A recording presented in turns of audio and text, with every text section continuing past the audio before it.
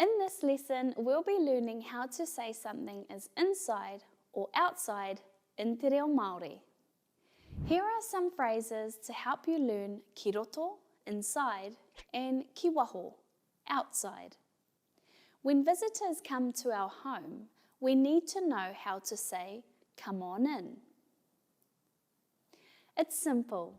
Haere mai ki roto. Ki roto is the Māori phrase for inside. And when we have had enough and want to go outside, we say, haere ki waho. Ki waho is the Māori phrase for outside. So when we come home from the fish and chip shop and want bread with our $5 pack, we can ask our friend, kei hea te parawa, where's the bread? And we say, kei roto I te kāpata, it's in the cupboard.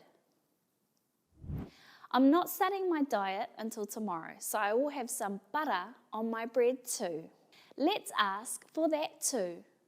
Kei hea te pata, where's the butter?